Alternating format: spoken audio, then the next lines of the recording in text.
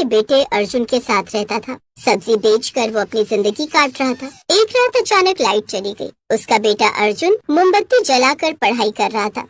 क्या बात है बेटा, मुझे तुझ पर गर्व है। पापा मैं बड़ा होकर बहुत बड़ा साइंटिस्ट बनूंगा। मैं आपको एक कमाल की चीज दिखाता हूँ। अर्जुन ने अपने स्कूल बैग से 4 मिरर निकाले और मोमबत्ती के चारों तरफ लगा दिए, जिससे पूरे कमरे में ऐसी रोशनी हो गई मानो किसी राजमहल को बड़ी बड़ी लाइटों से सजा दिया गया हो। ये देखकर उसके माँ बाप अचंभित हो गए। क्या बात है बेटा, अब तो मुझे यकीन हो गया कि तू बड़ा होकर साइंटिस्ट बनेगा ही। खैर सभी सो गए। अगली सुबह उस मोहल्ले में पानी का टैंकर आया।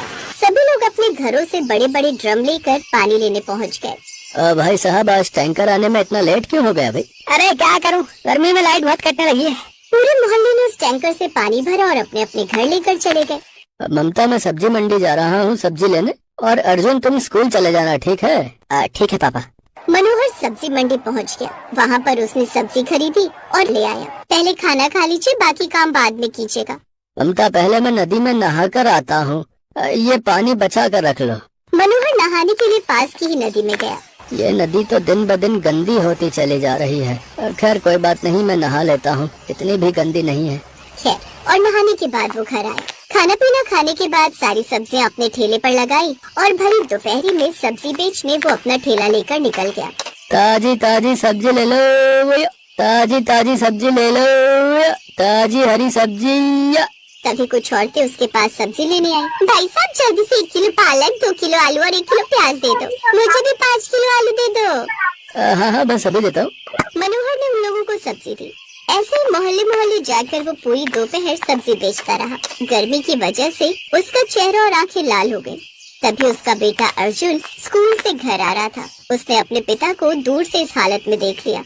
मेरे पापा मुझे पढ़ाने के लिए कितनी मेहनत करते हैं, काश मैं जल्दी बड़ा हो जाऊँ और अपने पापा की मदद कर पाऊँ। तो ऐसे ही दिन बीत रहे थे। फिर एक रोज सारा मोहल्ला इकट्ठा हुआ। अरे क्या हुआ भाई साहब, आज पानी का टैंकर नहीं आया? अरे कहाँ बेटा, सुबह से हम लोग उसी का इंतजार तो कर रहे थे। अधिकारी को फोन किया तो बोला अब 2 महीने पानी का टैंकर नहीं आएगा। काका, बिना पानी के हम जिएंगे कैसे? इस नदी का पानी तो हम पी भी नहीं सकते, न इससे खाना बनाया जा सकता है। अब तो बस एक ही तरीका है बेटा, यहाँ से 5 किलोमीटर दूर सरकारी पानी आता है। हमें अपनी बाल्टी ड्रम लेकर जो है वहीं चलना होगा और वहीं से पानी लाना होगा। ममता और मनोहर के साथ सारे लोग अपने अपने बर्तन उठाकर पैदल ही पानी लेने 5 किलोमीटर दूर निकल पड़े। तब दोपहरी में लोग पैदल ही चलते जा रहे थे। लोगों की इस गर्मी में हालत खराब हो रही थी, पर किसी तरह वो लोग सरकारी टंकी तक पहुँच ही गए। अब जल्दी जल्दी पानी भर लेते हैं, मेरी तो हालत ही खराब हो गई। समझ में नहीं आता पानी का ड्रम लेकर हम 5 किलोमीटर वापस कैसे जाएंगे। अरे बहन जी, हमारे पास अब दूसरा कोई रास्ता भी तो नहीं है। तो इस तरह सारे लोगों ने अपने अपने बर्तनों में पानी भरा और सिर पर रखकर एक बार फिर से अपने घर की ओर चल पड़े। चलते चलते अचानक बूढ़े काका की हालत खराब हो गई और वो वहीं बेहोश हो गए। सारे लोगों ने अपना अपना पानी रखा और काका के चेहरे पर पानी डालकर उन्हें होश में लाए। अरे काका, क्या हो गया? अगर आप थक गए थे तो बता देना चाहिए था, थोड़ा आराम करने के बाद हम आगे का सफर तय करते। मनोहर बेटा, पता नहीं अचानक कैसे चक्कर आ गया, मेरा पूरा पानी भी बर्बाद हो गया।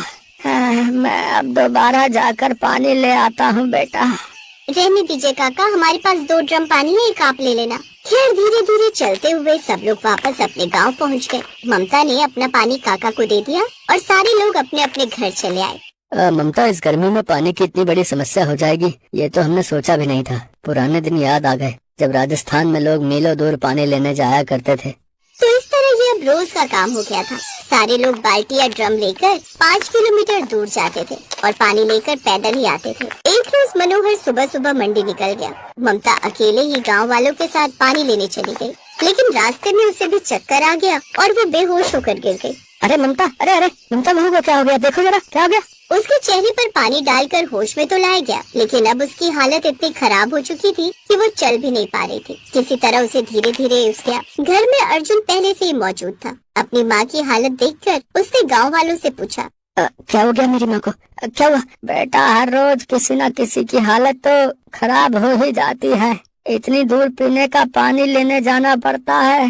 बेटा, अपनी माँ का ख्याल रखना और कुछ दिन इन्हें पानी लेने मत जाने देना। अपने पापा को ही भेजना, हम लोग चलते हैं। हाँ, सारे लोग वहाँ से चले गए।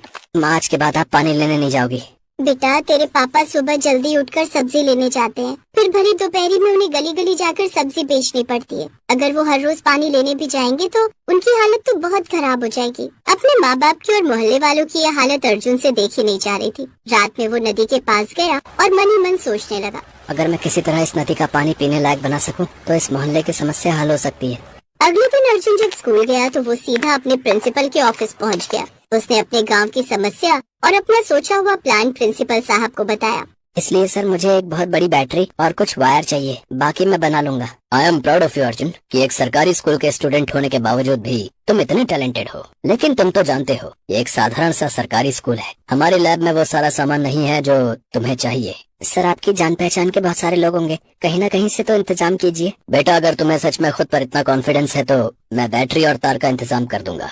छुट्टी होने के बाद प्रिंसिपल साहब ने उसके घर एक बहुत बड़ी बैटरी और तार पहुंचा दिया। रात में अर्जुन ने अपने माता पिता को इस बारे में बताया। फिर उसी वक्त दोनों बाप बेटों ने मिलकर नदी से लेकर अपने घर तक खुदाई की और अंदर अंदर एक बहुत लंबी पाइप डाल दी, जिससे अब नदी का गंदा पानी उसके घर के अंदर रखे एक बहुत बड़े ड्रम में आने लगा, जिसमें बैटरी, तार और कुछ मशीनें मिलाकर उसने वाटर फिल्टर मशीन बना रखी थी। फिर वहाँ से पानी फिल्टर होकर एक दूसरे बड़े ड्रम में आने लगा, तो पानी बिल्कुल साफ हो चुका था। ये देखकर उसके माँ बाप हैरान हो गए।